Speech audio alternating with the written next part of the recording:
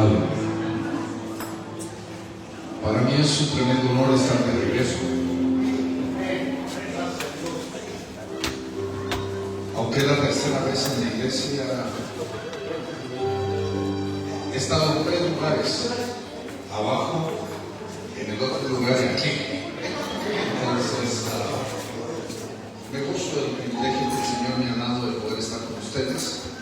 Este fin de semana el pastor Jonathan juntamente con el pastor Jimmy pasamos el fin de semana en Guadalajara y volamos esta tarde de regreso para poder estar aquí con ustedes. Y tan pronto termine el servicio yo voy de salida, porque el viento se llevó literalmente, porque tengo que ir al aeropuerto para poder regresar a casa. Y entonces estamos aquí para poder compartir con ustedes este tiempo, poder compartir con ustedes la palabra de Dios y permitir que Dios haga lo que Él quiere hacer en medio de nosotros. ¿Te parece? Aleluya. ¿Por qué no empezamos con una oración ahí donde usted entre en la quietud del Señor, cierre su corazón, sus ojos, abra su corazón? Padre, en esta ocasión, Señor, estamos delante de ti para que tú hagas una obra fresca, redarguye y exhorta, y aún, Señor, si es necesario, confronta, porque queremos, Señor, estar en tu regazo, queremos descansar en ti, que tú, Señor, gobiernes y lideres nuestras vidas, Señor. En el nombre de Jesús descansamos en ti, Señor. Amén. Amén. Y amén. Quiero comenzar el día de hoy aquí en el libro de Hebreos, capítulo número 3. Hebreos, capítulo número 3, y quiero leer desde el versículo 7 en adelante. Dice: por lo cual, como dice el Espíritu Santo, si oyeres hoy mi voz, no endurezcáis vuestro corazón como en la provocación, en el día de la tentación en el desierto, donde me tentaron nuestros padres, me probaron y vieron mis obras 40 años, a causa de lo cual me enemisté con esta generación y dije: siempre divagan ellos de corazón y no han conocido mis caminos. Juré pues en mi ira, no entrarán a mi reposo. Mira, hermanos, que ninguno de vosotros haya corazón malo de incredulidad para apartarse del Dios vivo. Antes, exhortaos los unos a los otros cada día, entre tanto que se dice hoy, porque ninguno de vosotros se enmudezca con engaño de pecado. Aleluya. Creo que cada uno de nosotros, por la gracia de Dios, hemos sido alcanzados. Cada uno de nosotros hemos entrado en una relación profunda con Dios. Y cada uno de nosotros hemos sido receptores de la gracia y la misericordia de Dios. Y dentro de la misericordia de Dios es tan fácil de que nosotros olvidemos verdaderamente la obra que Dios ha hecho. Que pasemos por alto, desvaloremos, desvirtuemos, le quitemos el valor de todo lo que Dios ha hecho. Porque aunque conocemos el dicho, ¿verdad? La gracia de Dios es un regalo, pero le costó todo a Dios. En realidad Él entregó todo. Por amor de nosotros nos entregó todo lo que nosotros necesitábamos para poder entrar genuinamente a una relación viva, profunda, eficaz, estable en Él.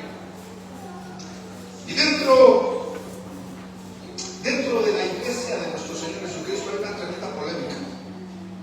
Y la polémica tiene que ver muchas veces con la pregunta acerca de la condición de nuestra salvación. La pregunta muchas veces tiene que ver con una pregunta que creo que es imposible de responder en sí sola. ¿Puede una persona perder lo que ha recibido de parte de Dios? ¿Puede una persona perder lo que ha recibido de parte de Dios? Y creo que esa polémica ha creado una división en 2 criterios fundamentales a través de la historia. Por más de 500 los años han habido dos lados, dos bandos, dos grupos de ambos lados tratando de defender un principio en el cual yo creo que es imperante que nosotros podamos ver el regalo de Dios, el regalo que Dios nos ha dado, la obra que Dios ha establecido, y a la misma vez nosotros podamos ver de que cada uno de nosotros tenemos la responsabilidad de buscar a Dios, de encontrarnos con Él, de poder mantener viva la llama de lo que Dios ha puesto dentro de cada uno de nosotros. Nosotros no podemos tomar por sentado lo que hemos recibido.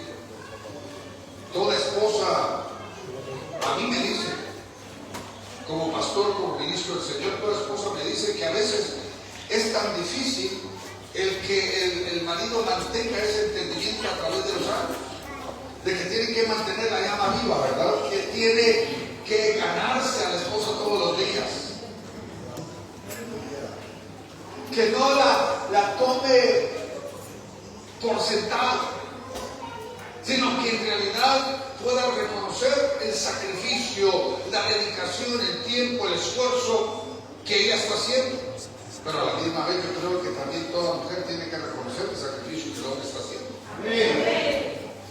No simplemente cuando está viniendo por el cheque del mes, ¿verdad? Estar a la puerta, ¿verdad? Con la mano para afuera, ¿verdad? ¿Qué me trajiste? Y lo que creo que la vida nos enseña a nosotros es de que nosotros realmente tenemos que aprender a valorar lo que hemos recibido.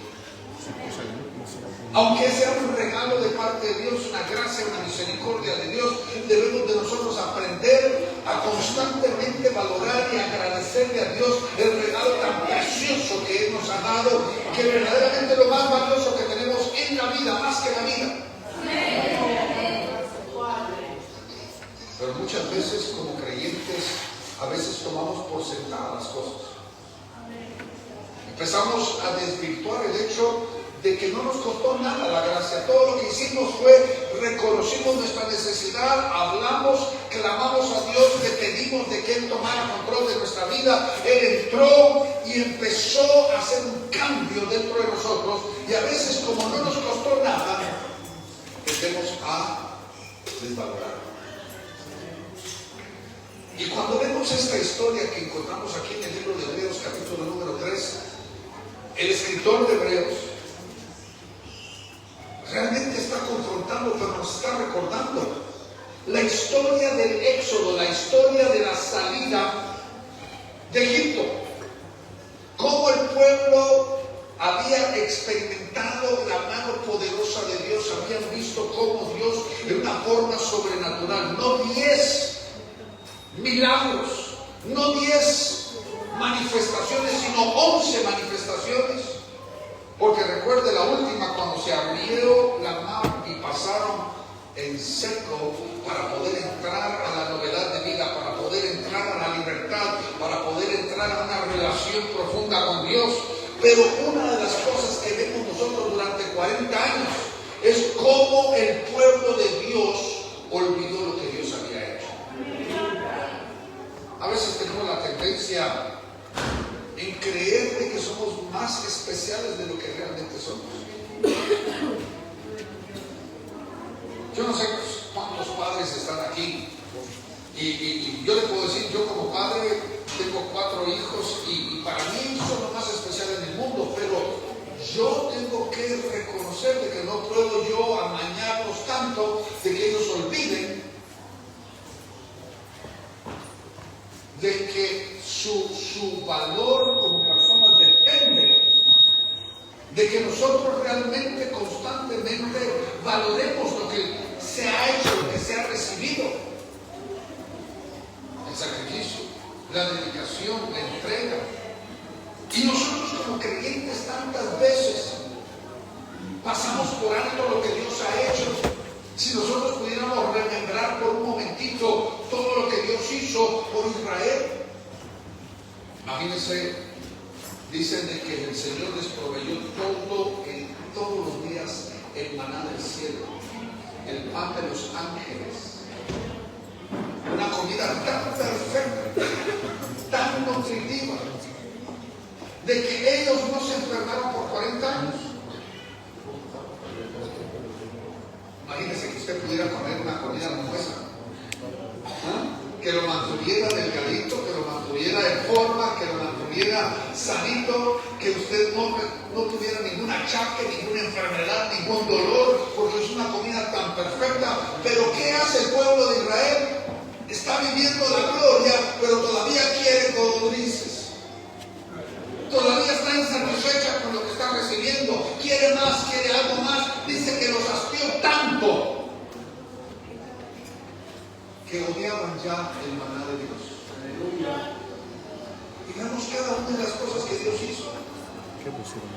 Cada una de las cosas que Dios hizo por el pueblo de Israel, que les proveyó algo tan impresionante, no solamente la libertad, sino que les proveyó cada día. Ellos pudieron ver la mano de Dios obrando a favor de ellos. Pero encontramos en el versículo número 12 algo que creo que es muy importante, lo vamos a volver a leer. Hebreos 3:12 dice esto: tened cuidado, hermanos, no sea que alguno de vosotros se halle un corazón malo de incredulidad para apartarse del Dios.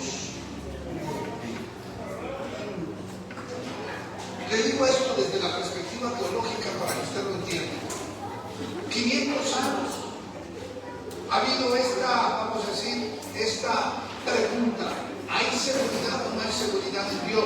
¿Hay la capacidad de perder lo que Dios nos ha dado, o es incapaz de nosotros perder lo que Dios nos ha regalado?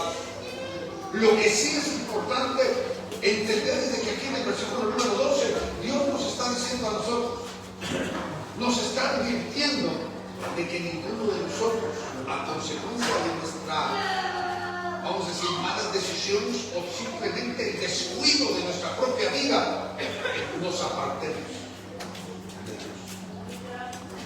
Lo que nos está diciendo en pocas palabras es: sí, hay una posibilidad. Sí hay una posibilidad de que nosotros, por intención o sin intención, nosotros lleguemos al punto en el cual estamos lejos de Dios, aún habiendo recibido todo lo que Dios nos ha dado, viendo la mano poderosa de Dios, viendo la forma que Dios se ha movido en medio de nosotros, la forma que nos ha salvado, no solamente eternalmente, sino también ha transformado, ha tocado, ha provisto en nuestras vidas una forma, un camino para que nosotros podamos salir de una situación negativa en nuestra propia vida y empezar a vivir mejor. Podemos nosotros terminar en el camino de búsqueda de algo, tal vez por el puro descuido que terminamos lejos de Dios. Miren, hermano, yo he visto con más de 40 años de ministerio, yo he visto personas que han buscado un trabajo, han pasado meses orando, no ha habido servicio, no ha habido oportunidad, no ha habido momento en el cual ellos no mantienen delante de Dios la oración de que Dios les pueda suplir un trabajo. Y de repente el trabajo de sus sueños aparece. El momento que ellos estaban esperando, estaban rogando que Dios les pudiera proveer ese trabajo tan especial. Y cuando empiezan a trabajar, hacen del trabajo su Dios.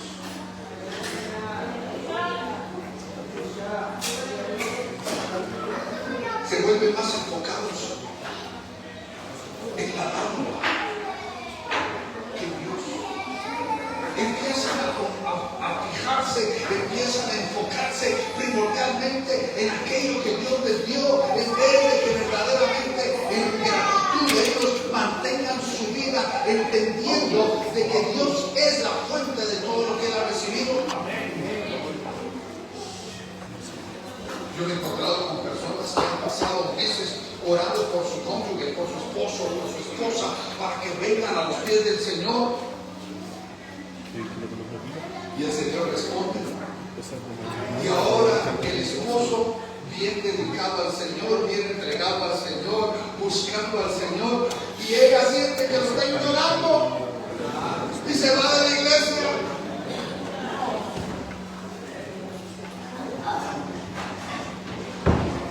Y uno se rasca la cabeza y uno dice: Señor, ¿cómo podría ser eso? De que cuando tú respondes en una forma tan increíble en la vida de alguna persona, ellos puedan olvidar la dádiva que tú les has dado. Aleluya. Y creo de que aquí encontramos varias cosas muy interesantes en este versículo 12, donde lo voy a leer de nuevo. Dice: ten cuidado. Nos está llamando la atención, nos está percatando, nos está previniendo de que nosotros debemos de cuidar, no desaprovechar ni olvidar lo que Dios ha hecho por nosotros. Porque, hermanos, el regalo increíblemente valioso habría una pequeña posibilidad, no dependiendo de Dios, dependiendo de nosotros. Porque si dependiera de Dios, nosotros podemos decir: yo tengo en Dios todas las herramientas, tengo en Dios todo lo necesario para poder vivir una vida verdaderamente victoriosa en Él. Pero lamentablemente a veces nosotros nos enfocamos tanto en las cosas de este mundo, nos enfocamos en aquellas cosas que estamos sintiendo o aquellas cosas que estamos viviendo o en el altibajo de la vida, que olvidamos verdaderamente lo que Dios está haciendo en nosotros y la oportunidad que Él nos ha dado para poder entrar a algo nuevo en Dios. Aleluya.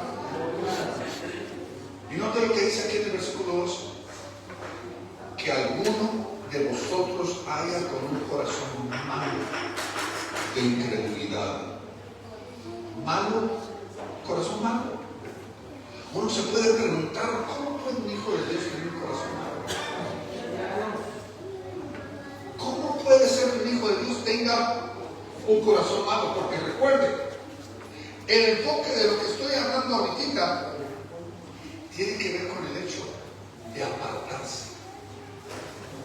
El apartarse en sí, esa palabra denota que yo he estado increíblemente, íntimamente cerca.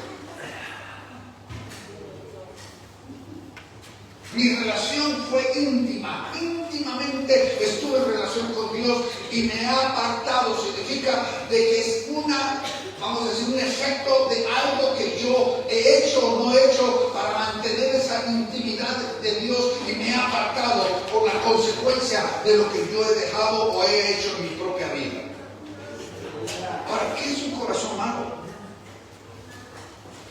A veces uno diría: esta persona tiene un corazón malo porque todo lo que hace parece maldad. Pero yo creo que el Señor tiene una definición un poquito diferente para el corazón malo. Porque estamos hablando de nosotros de Dios, estamos hablando de aquel que ha sido salvo. Y para mí un corazón malo, oiga, en una forma sencilla, es una persona que ha perdido el norte. Pero no solamente el norte, sino ha perdido el norte en la distinción entre el bien y el mal. Entre el bien y el mal.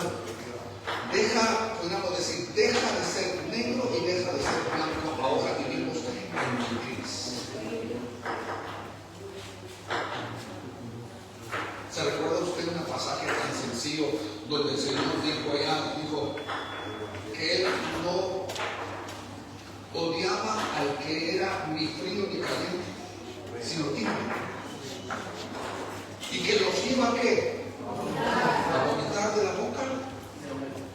Porque el Señor lo que busca de nosotros seamos personas que verdaderamente podamos tener una determinación en nuestra vida, un deseo de agradar a Dios, un deseo de caminar, un deseo de que Dios pueda mostrarnos el camino, de que nosotros no estemos titubeando entre el bien y el mal, entre las cosas malas y las cosas buenas, que hemos perdido lamentablemente lo que la Biblia claramente nos enseña como una ética, una moralidad, que es el espíritu de los tiempos actuales. tiempo en el cual nosotros vivimos es un tiempo donde no existen estos conceptos. Todos hacen lo que les parece bien en su propio corazón. Todos hacen lo que a ellos les gusta hacer. Esa es la moralidad de este entonces. Y muchos de nosotros, lamentablemente, vivimos en el mundo, estamos criando a nuestros hijos y no les estamos inculcando a ellos este sentido de ética, este sentido de moralidad, cuando nosotros debemos de comprender de que el ser humano en sí no tiene la capacidad de tener este norte. El único norte del hombre es Dios. Él es el que nos va a mostrar el camino. En medio de la tormenta, en medio de las situaciones de la vida, en medio de los altibajos de la vida, en medio de la problemática que nosotros podamos estar enfrentando, Dios siempre se va a mostrar como el destino, el camino hacia donde debemos de correr. Nos va a mostrar el bien. Pero muchos de nosotros, por la dureza de nuestro propio corazón, hemos creído de que nosotros podríamos tener la capacidad de hacer nuestra propia voluntad y que todo está bien. Mira lo que dice Deuteronomio capítulo 13, versículo 18, pasaje muy ejemplar en esto. Dice: cuando obedecieres a la voz de Jehová tu Dios, guardando todos sus mandamientos que yo te prescribo hoy para hacerlo recto ante los ojos de Jehová tu Dios. ¿Quién es el único que puede mostrarnos lo que es correcto? ¿Tiene el hombre esa capacidad dentro de él, el ser humano? Si estuviéramos nosotros, si esto fuera dejado, si esto fuera, pudiéramos decir, permitido para nosotros, que nosotros pudiéramos determinar nuestro propio futuro y que estuviera bien, terminaríamos totalmente mal.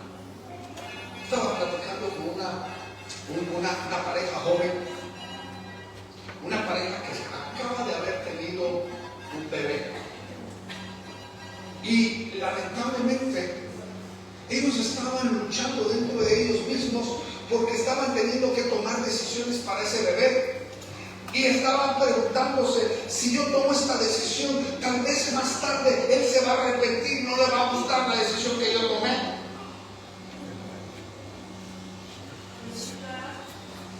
Lamentablemente ese es un camino equivocado. ¿Por qué? Porque nosotros, como padres que seguimos a Dios, le estamos mostrando el camino verdadero a nuestros hijos, y si nosotros los encaminamos en el camino correcto, ellos van a encontrar y van a permanecer en ese camino.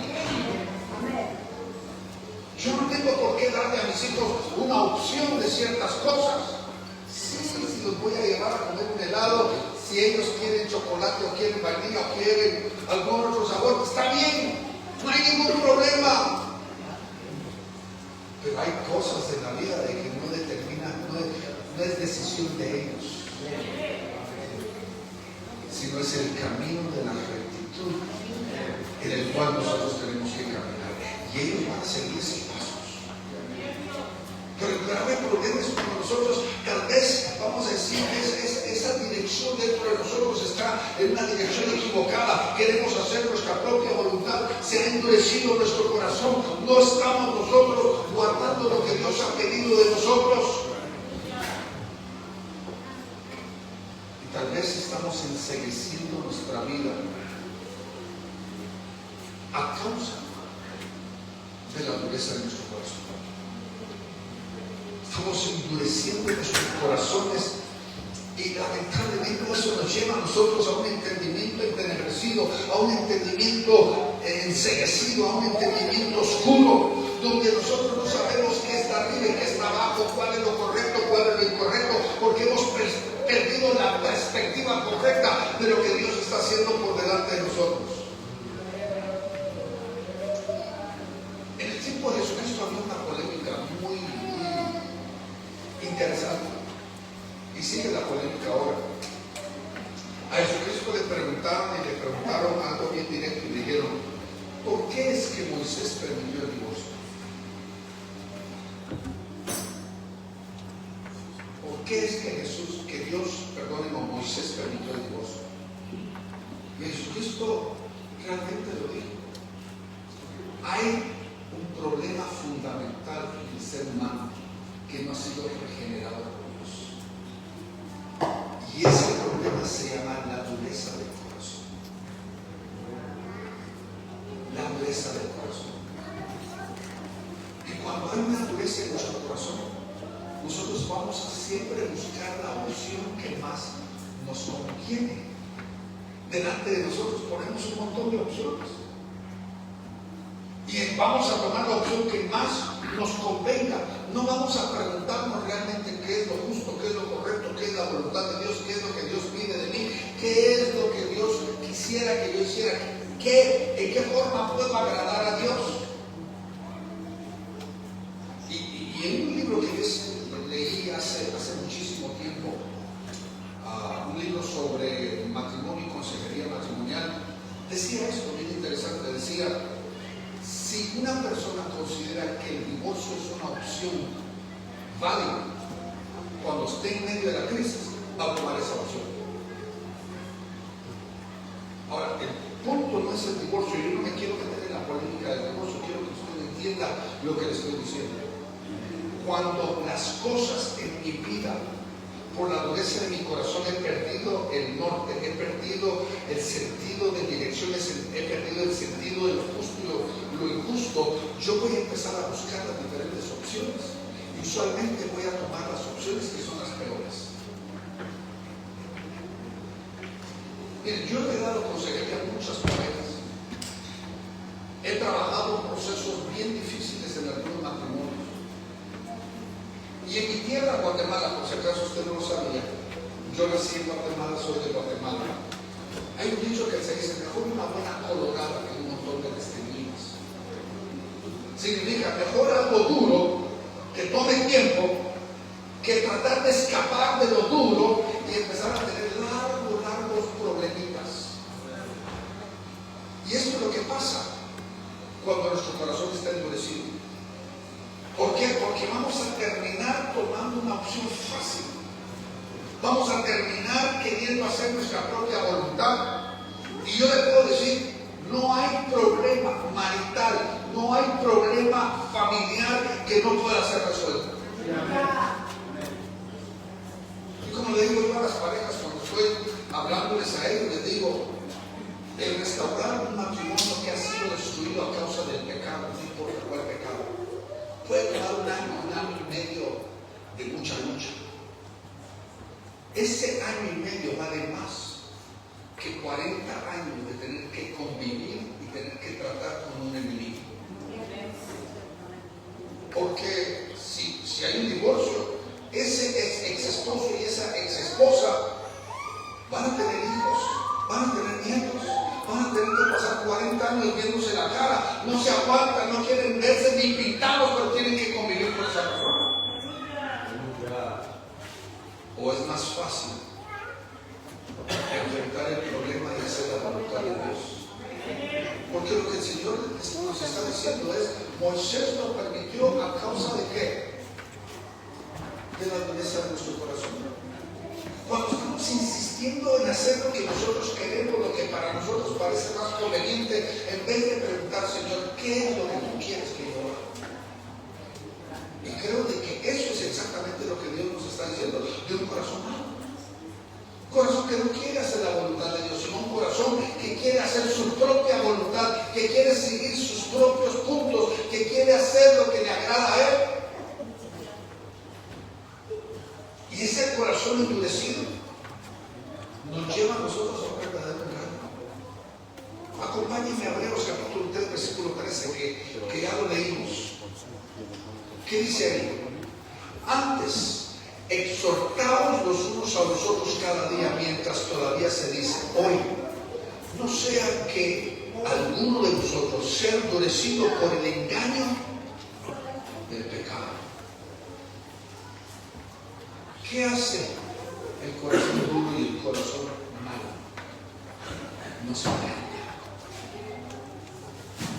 ¿No saben que hay peor persona? No hay peor persona el que se engaña a sí mismo. El que se engaña a sí mismo se mira en el espejo, mira el reflejo de su vida y se convence de algo que no es. No hay cosa más difícil que esa. Porque nuestra mirada y el reflejo de nuestra vida, el camino que nosotros debemos de tomar, no es conforme al espejo de nuestra vida, sino es conforme al espejo que es Dios. Nos medimos ante lo que Dios dice. Y debemos de vivir ese tipo de vida. Ahora regresamos al versículo 12 aquí, donde habla acerca del corazón malo. Y dice, el corazón malo de incredulidad. ¿Cuántos saben qué significa la palabra incredulidad? Significa falta de creer o falta de fe. Cuando en nosotros existe o no existe la fe para poder verdaderamente creer, y lo que Dios llama a eso, el vivir una vida sin fe, Dios lo llama malo. Imagínese usted un versículo tan fácil, dice, lo que no proviene de fe es pecado. Que cada uno de nosotros, que lo que hacemos, debemos de hacerlo con fe. Que lo que hacemos, lo debemos de hacer en convicción, porque creemos en Dios. Que lo que hacemos, lo debemos de hacer con todo el corazón, creyendo que Dios es. Qué terrible sería, y le digo esto en el contexto general de la palabra, qué terrible sería el que usted pasara 40 años en el cuerpo de Cristo, 50 años en el cuerpo de Cristo, y realmente no tuviera fe. Que usted está asistiendo a una iglesia por compromiso, o está asistiendo a la iglesia porque lo están forzando, o está asistiendo a una iglesia porque tiene culpabilidad, o está asistiendo a la iglesia porque cree que tiene una deuda.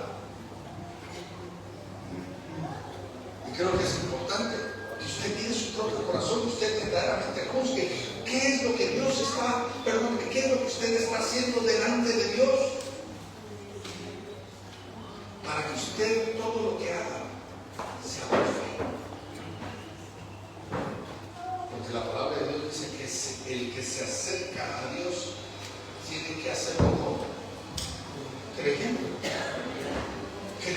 que le hay, creyendo que Él es. ¡Qué terrible! El vivir una vida cristiana llena de terribles dudas. Dudar en el momento de nuestra dificultad, el dudar en el momento de la problemática que estamos en la vida, o tal vez el dudar de quién Dios es. El dudar quién Dios es una de las cosas más difíciles de la vida. Porque mi querido hermano y hermana, oiga bien, este es el consejo de un viejo. Usted va a enfrentar situaciones difíciles en la vida. Usted va a enfrentar situaciones que usted podrá en ese momento pensar de que usted no va a poder salir de ese problema. Yo lo he hecho. Yo he enfrentado situaciones donde en medio del problema yo me pregunto y me digo a mí mismo, no sé si voy a poder salir de esta. Y yo tengo que creer quién Dios es. Primero, de que Él es soberano, Él tiene control, Él es todo lo que yo necesito, porque Él manda, Él gobierna, a Él no lo manipula. Dios es soberano sobre todas las cosas y yo puedo confiar y descansar de que Él tiene control de todo. Yo tengo que entender como hijo de Dios de que Dios no hace las cosas y yo soy su víctima. ¿Cómo puede usted cantar? Sé que usted ha cantado, que usted es más que vencedor, y todavía se siente víctima de Dios. ¿No le parece incongruente eso? ¿No le parece extraño? De que piense de que Dios me está maltratando, soy víctima de Dios, pero todavía soy más que vencedor. Ese es el corazón de incredulidad. Porque he olvidado lo que Dios ha hecho. He olvidado quién Dios es. He olvidado lo que Dios está haciendo a través de nosotros, el propósito de Dios en mi vida, de que Él ha pensado en mí. No importa lo que esté pasando a mi alrededor, Dios me ha plasmado y me ha entregado un futuro hacia donde yo debo de caminar. Ahora vaya conmigo ahí en Hebreos 3, versículo 14, rápidamente. No te lo la tercera cosa más. Porque somos hechuras partícipes de Cristo. Si es que retenemos firme voy a leerlo de nuevo. Porque somos hechura partícipes de Cristo. Si es de que retenemos firme hasta el fin y el principio de qué? De nuestra confianza, en la otra versión, de nuestra seguridad. Le pregunto, ¿está usted seguro de que usted es salvo? ¿Está usted seguro de que Dios es suficiente? Porque creo que es muy importante que nosotros lleguemos a esa conclusión en nuestra vida. De que si en los altibajos de mi vida, en los problemas de la vida, yo puedo descansar en quién Dios es. Yo estoy seguro en quién Él es. Déjenme proponerme esto por un momento. ¿Cómo puedo yo confiar en alguien que realmente no conozco?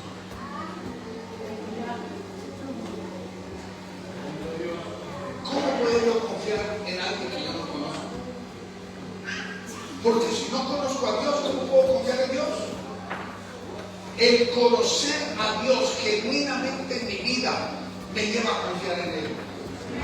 Y cuando vengan los problemas, cuando vengan las dificultades, cuando vengan las situaciones adversas de la vida, yo puedo descansar en que Dios está en control. Tengo la seguridad de quién Dios es. Tengo la seguridad de quiénes somos nosotros en Dios. Tengo la seguridad de lo que el plan y el propósito de Dios en mi vida.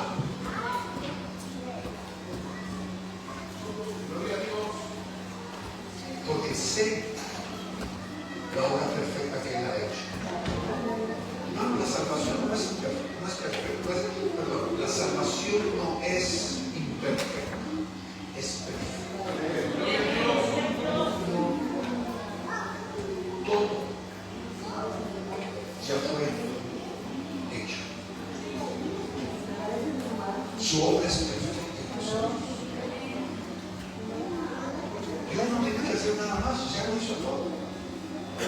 Pero ahora te toca a ti, como dice la palabra, de no apartarte de lo que Dios está haciendo, de no huir, de no dudar. Porque la pregunta es claramente esta: ¿podemos nosotros perder lo que Dios nos ha entregado? Y aunque tenemos una seguridad tremenda en Dios, si tú aprendes a descansar y confiar en Él, tienes una seguridad tremenda en Dios. Tremenda en Dios.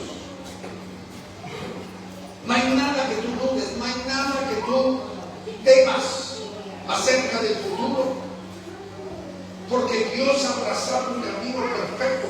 Pero todavía hay algo que tú y yo, como hijos de Dios, tenemos que hacer en nuestra vida cristiana. Note lo que dice Hebreos 4:1. Por tanto, temamos, no sea que permaneciendo aún la promesa de entrar a su reposo alguno de nosotros parezca no haberlo alcanzado. Pueden haber algunos que no alcancen el reposo de Dios. Puede haber algunos que por incredulidad, por falta de seguridad, estén ellos perdiendo ese descanso que Dios nos quiere dar, el descanso de la confianza. Mire, yo viajo a menudo. Probablemente yo viajo de 14, 15 días, 16 días al mes. Y mi esposa me recuerda de que cuando estoy en casa, ella duerme mejor.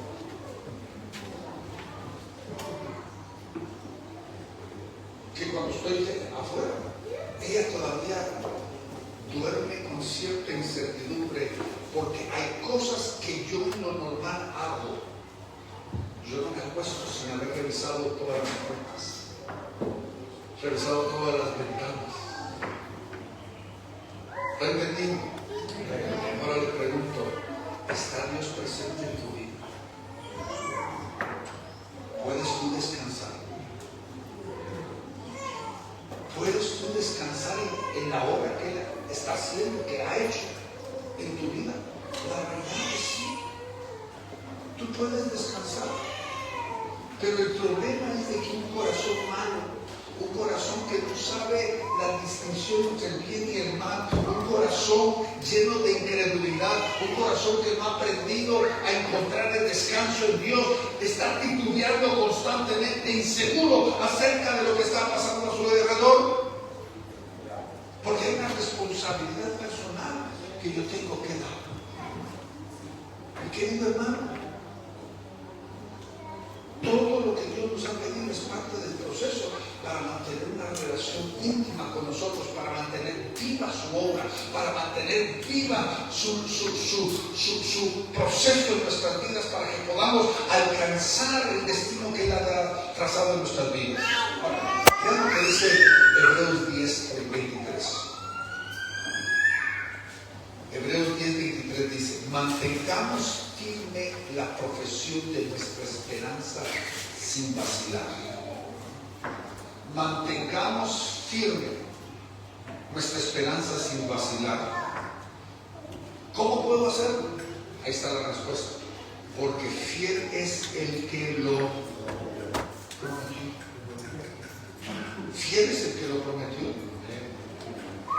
Yo puedo creer en la suficiencia de Dios, puedo creer en lo que Dios es, puedo creer en la capacidad de Dios, puedo creer de que Dios no me dejará abandonado, puedo creer de que el que ha comenzado la buena obra la va a terminar. Amén. Pero sigamos el versículo 24, dice: si consideramos cómo estimularnos, y esa palabra estimularnos es que animarnos, exhortarnos. Déjenme dar un secretito. Este versículo está hablando de lo que estamos haciendo hoy. La razón de esta actividad es para este versículo, para que podamos nosotros exhortarnos a mantenernos en la carrera, a mantenernos bien, a mantenernos dentro del plan y el propósito de Dios. Por eso dice: consideramos cómo estimularnos los unos a los otros en amor y las que. En las obras. Le pregunto, ¿cómo debe relacionarse usted con la persona que está a la par? Aquí lo dice, aquí lo define. ¿Cuál debería ser la definición de su relación con las personas que son miembros de su congregación? Es el amor y las buenas obras. Somos llamados a amar a nuestro prójimo, a hacer buenas obras. Y después dice: no dejando de que congregarnos como algunos tienen por costumbre, sino exhortándonos los unos a los otros, y mucho más al ver que el día se está acercando. ¿Qué día?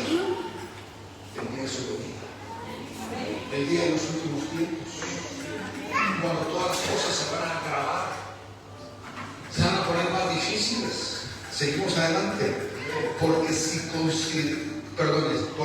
continuamos pecando deliberadamente, después de haber recibido el conocimiento de la verdad, ya no queda sacrificio alguno por los pecados, sino que cierta horrenda expectativa de juicio y la furia de un fuego que no se ha de consumir.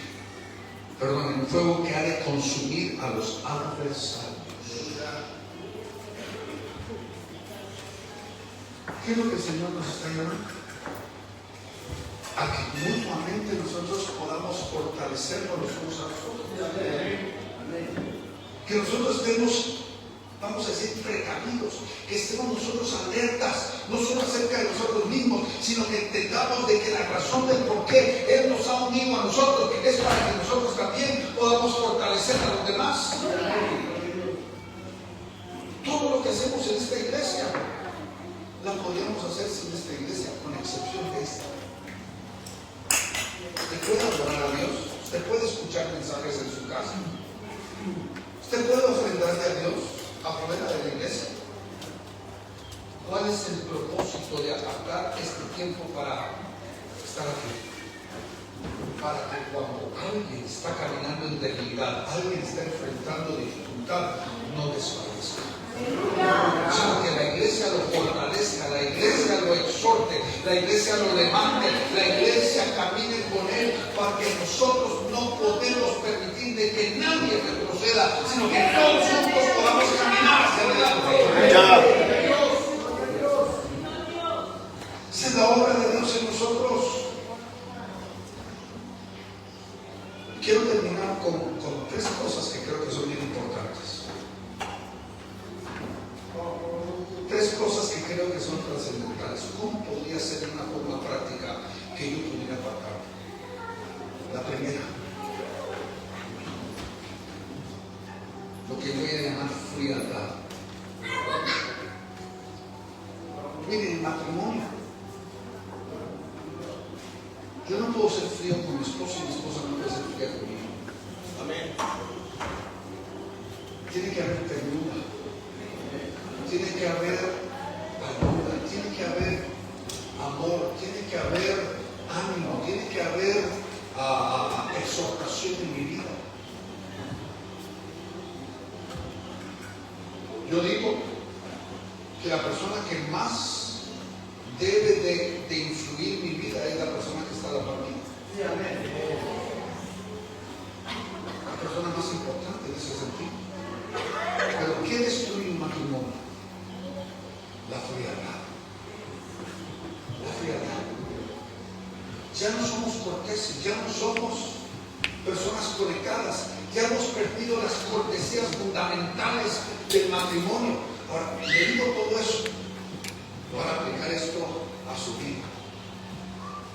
Usted quiere mantener el fuego vivo de una relación con Dios, usted tiene que entender que usted no puede crear frialdad a través de su vida. La palabra nos ha exhortado de que debemos de mantenernos bien conectados con nuestra vida. Le voy a dar un secreto que está dentro de este marco, pero está fuera de esto. Muchos de nosotros creemos de que la relación con Dios es singular, que no necesito a nadie para una relación con Dios. Cuando está, esa es una equivocación. Toda mi relación con Dios tiene que ver con mi prójimo. Tiene que ver con mi prójimo. Dios nos dice algo bien sencillo, nos dice: tú dices que amas a Dios y que aborreces a tu hermano. Pero Dios te dice: ¿cómo puedes tú amar al que no ves y odiar al que ves? ¿En dónde comienza el amor con Dios? Comienza cuando yo aprendo a amar. Aquí es donde yo fortalezco y donde establezco mi amor con Dios, es a través de mi amor hacia mi prójimo. ¿Cómo sirvo a Dios? Gracias, Padre. ¿Ah? ¿Cómo sirvo a Dios? Haciendo algo por Dios. Soy. Santo eres, Señor. Cuando sirvo a mi prójimo, a Dios estoy sirviendo. ¿Se recuerda?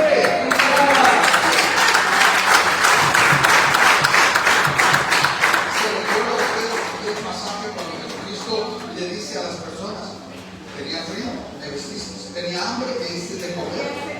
Y ellos se pusieron a rascarse y dice: Señor, pero ¿cuándo te vimos a ti frío? ¿Cuándo te vimos hambriento? Cuando lo hiciste al menor de mis hermanos.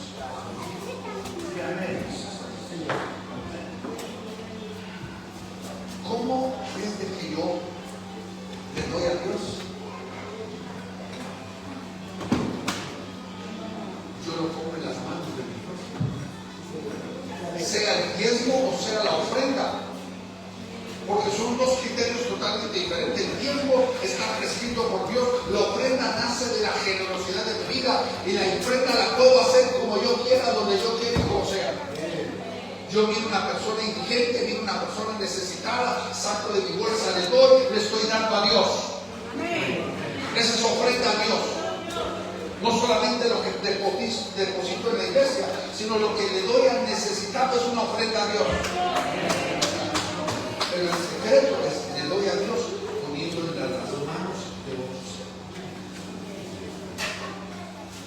¿Y qué pasa cuando nos dice la palabra de que a veces nos volvemos fríos? Es porque nos aislamos de aquellos que son los que Dios ha puesto para fortalecer nuestra relación con Dios.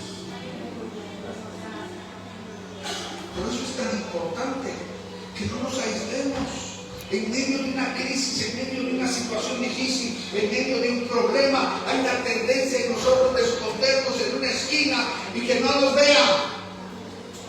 Es cuando más necesitamos el cuerpo. Y lo que pasa, y le digo esto como un ministro del Señor, esto es una señal. Cuando alguien se aísla, es una señal de una crisis en su vida. Porque está fríamente respondiendo a lo que Dios está queriendo hacer. Porque estamos desarrollando una situación en la cual estamos diciendo: no necesito a nadie, puedo vivir solo. No necesito apoyarme de nadie, puedo hacerlo por mí mismo. Pero la palabra claramente nos enseña de que aquel que tiene confianza propia va a caer. Nuestra confianza no debe estar en lo que nosotros somos o lo que podemos hacer. Nuestra confianza tiene que estar en Dios. La tercera cosa que quiero que usted se lleve es eso: no permita que la crisis cierre su corazón. No permita que una situación difícil cierre su corazón. Ya. A veces cuando estamos en medio de la crisis empezamos a buscar a quién culpar. Empezamos a buscar quién es responsable. Y eso empieza a crear sentimientos pecaminosos y sentimientos equivocados en nuestra vida que nos van a dividir de lo que Dios ha dado para mi bienestar, para levantarme, para no apartarme de Dios. ¿Qué pasaría en mi hogar si en medio de una situación difícil yo me aparto de mi esposa? Estoy bien enfermo, estoy bien mal físicamente y no quiero que ella me toque. Estoy perdiendo el recurso que Dios me dio para mi salud. Yo tengo que permitirle que ella me ministre, que ella me bendiga, que ella me cuide para que yo vuelva a la salud. Pero ¿qué pasa con muchos cristianos en medio de la crisis? No quieren nada que ver con nadie. Y después dicen: es que no me han visitado, no me han buscado. ¿Cómo puedo buscar al que se esconde? Gracias, Señor. Y termino con estas tres cosas. Rechazamos lo que Dios es. Rechazamos lo que Dios hace en nuestra vida. ¿Sabe cómo se llama eso? Esa acción deliberada de rechazar lo que Dios es y lo que Dios hace. Le va a asombrar lo que le voy a decir. Eso la palabra de Dios lo llama apostasía. Porque estoy deliberadamente a rechazar el regalo que Dios me está dando. Rechazando lo que Dios hace en mi vida, lo que Dios quiere hacer en mí. Me estoy aislando de Dios y dándole la espalda a aquel que me puede ayudar. Y nosotros no debemos de permitir de que las circunstancias de la vida nos aparten de Dios. Porque lo que claramente vimos hoy es esto: por la dureza de nuestro corazón, por la falta de fe y la falta de seguridad o confianza en lo que Dios puede hacer, nos podemos apartar de Dios. Mi querido hermano y hermana, ninguno de nosotros debe permitir de que nada se interponga entre nosotros y lo que Dios quiere hacer en nosotros. Si yo permito esa separación, yo permito el aislamiento, yo permito la distancia, yo soy responsable de eso. Porque Dios sigue, como dice su palabra, tan cerca como el aire que respiro. Él está cerca de mí. Si yo no quiero dejar que Él toque mi vida, es otra cosa. Y muchos de nosotros nos enceguecemos por la dureza de nuestro corazón.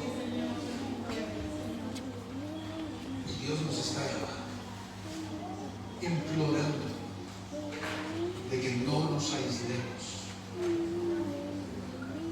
especialmente en el tiempo de crisis, especialmente en el tiempo de una problemática en nuestra propia vida. Dios quiere estar cerca de nuestra vida, pero se lo tenemos que permitir a Él. ¿Por qué no cierra sus ojos por un momentito, mi querido hermano y hermana?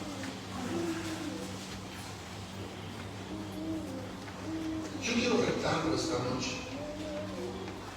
a que usted pueda hoy no verse al espejo de su propio pensamiento o su propia mente, sino que usted pueda verse a sí mismo en el espejo de Dios. ¿En dónde está? La palabra de Dios dice claramente que Él escudriña y conoce. Mira lo que hay en mí. Tenemos que permitir que Dios pueda entrar, tocar, meter su dedo aún dentro de la llaga. Porque no puedes sanar la llaga si no tocas esa llaga, si no penetras esa llaga. Y algunos de nosotros tal vez estamos estudiando en medio de la crisis, en medio de la situación tan difícil. Hemos permitido de que de corazón o de mente o de aún de pura acción estemos aislados. Y Dios nos está llamando a que estemos cerca. No permitamos de que la dificultad nos separe, nos aparte de la respuesta que andamos buscando. Voy a orar, y si esta palabra fue para ti, ahí donde tú estás, ponte de pie. Quiero orar por ti. Quiero pedirle al Padre que pueda tocar tu vida, que Él pueda verdaderamente empezar a sanar, a llenar el vacío que hay dentro de ti, que tú puedas llegar a conocerlo a Él genuina, íntimamente. Si ahí donde tú estás necesitas levantar tus manos al cielo, hazlo. Sométete a Dios, ríndete a Dios, entrégate a Dios y deja que Él haga la obra que Él quiere hacer en tu vida.